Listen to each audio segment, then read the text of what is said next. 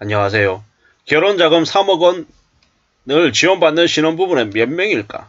이게 뉴스 제목입니다. 사실상 이제 부자인 사람들 세금을 깎아주려고 저런 법을 만든 거다 라고 보면 거의 맞죠. 결혼자금을 3억이나 지원받을 수 있는 사람 몇이나 되겠습니까? 보통 사람들에게는 실제로 저러한 일이 해당이 없죠. 23년도 세법 개정안 부자감세 비판이 나오는 이유가 뭡니까? 결혼자금이 안에서 정년세 공제 한도를 높이기로 했다. 기존에는 자녀에게 재산 승리할 때 5천만원까지 세금을 안 내죠. 근데 이걸 5천에서 1억 5천만원까지 세금 없이 받을 수 있다고 합니다. 현재는 1억 5천만원 정의하면 정년세 970만원 내야 됩니다. 근데 이제는 안 낸다라는 거죠. 이게 뭔가 싶은 거죠. 정부는 결혼자금이 안에 공제 한도를 높여준 이유가 결혼에 비용이 많이 들어간다. 비용 부담이 줄어들면 결혼도 더 많이 하고 아이를 많이 낳을 테니까 절수할 문제가 자연스레 해결될 거다. 이런 이제 의도랍니다. 정신이 나간 거죠. 1억 5천만 원을 세금 부담 없이 부모에게 물려받으라고 하는 이 개정안. 씁쓸하죠. 양가 합쳐가지고 3억을 내줄 수 있는 부모가 몇이나 되냐. 뭐 이런 얘기가 있죠. 물려받을 재산이 많은 청년이 얼마나 될까? 얼마 안 될 것 같은데요. 특정 계층에게 세금 혜택을 준다라는 거죠. 부자들에게요. 왜 이번 개정안에 절산에 대한 근본적인 고민은 없고 그냥 저렇게 세금 깎아주려고 막 혈안일까요? 저 세금을 깎아주려고 했던 건 뭡니까? 결국에는 부자들에게만 세금 안 내게끔 해주려고 저러는 거죠. 노인층은 돈을 안 씁니다. 젊은 층한테 정계 많이 하면 소비가 늘고 경제가 좀 도움이 될 것 같다. 그래서 정계를 활성화한다. 이렇게 얘기하는 의견도 있고요. 뭐 1억 5천 이제 자녀들이 왜 우리 부모는 1억 5천까지 돈을 안 물려주는 거야. 이렇게 얘기하는 그런 말도 안 되는 일이 생길지도 모를 것 같습니다. 씁쓸한 얘기입니다. 이게 뭔가 싶은 거죠. 어쩌려고 이러는 걸까요?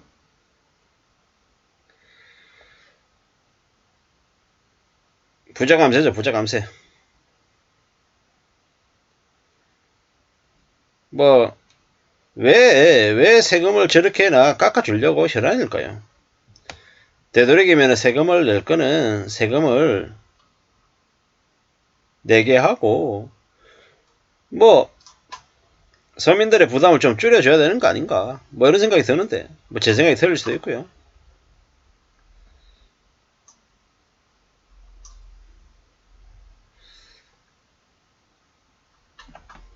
결혼 안 하는 자녀가 더 많은데, 결혼하는 자녀라고 혜택을 왜 주냐? 뭐 이런 얘기들도 있고, 이래저래 댓글이 엄청 많은 거 보면, 참, 어이가 없는 거죠. 부모들이 평생 세금 성실히 내가며 이래서 얼마라도 가지고 있는 거 자식한테 조금 보태는 거 보고 또 뜯으려고 눈 뻘겋게 뜨는 사람들을 욕하던데 이런 말도 있고요. 여러 가지로 지랄하고 있다. 상속세, 증여세, 종합소득세 뭐 이런 것들 세금 줄이려고 하는 거 보면 참 뭔가 싶은 거죠. 뭐 둘이 3억을 받아도 수도권에서 전세 아파트 하나 얻기 어렵다. 뭐 이런 얘기들도 있고 이런 얘기가 참 어처구니가 없는 거죠. 막장인 거죠, 막장. 왜 부모가 꼭 돈을 벌어서 자식한테 줘야 되는 겁니까? 아니잖아요. 왜 저런 구설수를 정부라고 하는 놈들이, 관료라고 하는 놈들이 만드는 걸까요? 어처구니가 없습니다. 어처구니가. 이게 뭔가 싶기도 하고요. 물론 어느 부모 상관없이 있으면 더 주고 싶은 게 부모 마음이죠. 근데 쉽지 않은 얘기입니다. 자녀들이 스스로 일해서 스스로 결혼할 수 있고 너무 높지 않은 집값을 감당하면서 살 수 있는 그런 분위기를 만들어야 되는데 그런 거 없이 그냥 아무 생각 없이 저런 정책들을 만들다 보니까 나라 꼴이 더 엉망인 거죠. 부의 대물림이다라고 이제 얘기 나오기도 하고요. 앞으로 어떻게 될까요? 앞으로 어떤 삶을 살게 되는 걸까? 참 많은 생각이 듭니다. 어떻게 살아야 될지도. 지금 이 나라가 국민이라고 하는 사람들에게 어떤 시각을 가지고 있는지에 대해서도 한번 좀 생각해 볼 필요가 있습니다. 그들은 절대로 국민들을 위하는 존재가 아니다라는 거죠. 그렇게 이제 생각을 하면 좀 이해가 될 수도 있을 것 같습니다. 먹잇감이 되지 않기 위해서 어떤 식으로든 좀 끼어 있어야 되고 현실을 좀 냉정하게 바라볼 각오를 해야 됩니다. 그게 아니면 언제든지 이용당하고 착취당하고 끌려다닐 겁니다. 저렇게 해서 세금을 줄인 걸 누구한테 메꾸겠습니까? 누구한테요? 결국에는 보통 사람 서민들한테 돈을 더 뜯는다라는 겁니다. 하나의 항목이겠죠. 하나의 항목을 가지고 세금을 또 줄이면 지금도 이미 지방정부가 종부세 이런 것들이 예년하고 달라서 세수 부족 때문에 많이 어려워한다는데 어쩌려고 하는 걸까요? 그냥 모르겠고 자기들이 정부 잡았을 때 그냥 세금을 최대한 줄여서 자기들 편인 사람들 세금 부담을 왕창 덜 내게 하는 뭐 그런 것들을 이제 주장하는 거죠. 씁쓸한 얘기입니다. 앞으로 가난한 사람들은 돈 없는 사람들은 더 과도한 세금에 시달릴 거고 돈 있는 사람들은 세금을 덜 낼 수 있게끔 정부가 알아서 작업을 해주니까 이제 보수 정부를 더 이제 추구하는 거죠. 이런 생각 저런 생각 별 생각이 다 듭니다. 나라 꼴이 어떻게 될지 앞으로 또 어떤 삶을 사람들이 감당하며 살아야 될지 이제 마음을 단단히 먹고 살아야죠.